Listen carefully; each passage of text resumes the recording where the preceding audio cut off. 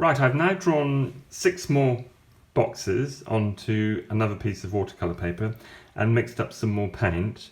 And I want to show you some what I call resist techniques, which you can try, and when we come to do paintings, you can incorporate these techniques amongst the flat washes and the wet on wet and so forth. So the first one you might want to try is to just simply bruise the paper with the back of a brush or the back of a pencil and just push into the surface quite hard, and then by putting some paint down you should see those lines that you've made with the blunt instrument come through. There, you can see that. Okay, you can get a similar effect, but perhaps with a little bit more expression using household wax. So I've got a sort of night light here, so just put that on. And again, lay the paint over the top, and those marks are revealed. The snag, of course, is that you can't really see what you've drawn because it's almost like invisible writing. But you could always use a coloured wax, but then of course that gives a slightly different effect. Okay, the next one, I'm just quickly putting down a wash to fill the square, trying to keep it as flat as possible. So it's quite a wet wash, and then I'm getting some regular salt, again from the kitchen, and sprinkling that on the top. And what happens is that the salt will, when it's dry, start to absorb, or as it dries it starts to absorb the paint, so you're left with lots of sort of little white marks on the surface, which is quite a nice texture, but it does take quite a while to dry, so I'll leave that for a moment. Okay, next one, try doing this. If you push back your brush, you can get quite an interesting spatter technique working.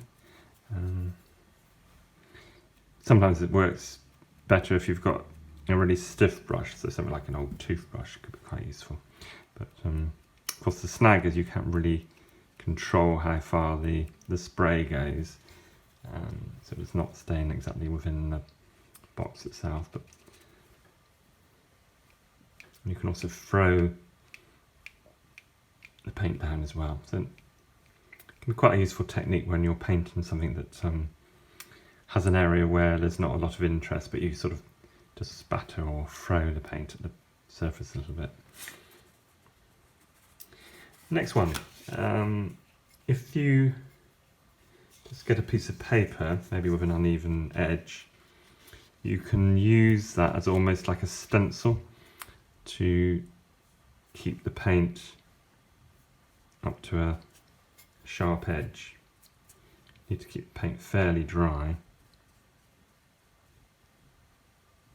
so it doesn't go underneath too much, but can you see, it gives you quite a nice result. And if I quickly mix up some more paint, quite dry. The other thing you can do is use the edge of the paper to give you marks as well, and then maybe finish with another stencil effect here. So. Okay, and finally you can take out paint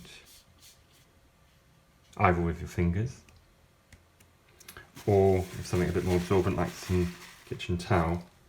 When you press on it or just lightly lay it on the surface, and you'll get different finishes.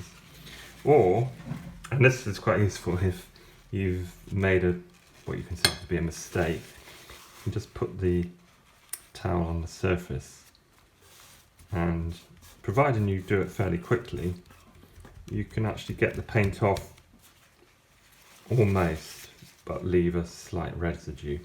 And I mean, that's quite useful to know, because I think a lot of people seem to think that watercolour painting is very difficult, and perhaps is compared to some other painting mediums, but there you go, you can actually save the day by having a piece of tissue or paper towel to hand. Okay, so I hope you find those techniques useful. The flat washes will take a bit of practice, so you'll probably need to do maybe a dozen or more before you get the hang of it. Don't be shy of making or mixing up quite a lot of paint. If it's too dry, it will not work. And what you want to do ideally is aim for the paint to be quite shiny and wet when it's laying on the surface, and for the wash to be quite luminous, so you almost get the surface of the watercolour paper coming through the paint. And then of course you've got the wet on wet, which is probably a little bit easier to handle. You're just dropping the paint in with the edge of the brush, or you might want to use it a little bit more expressive.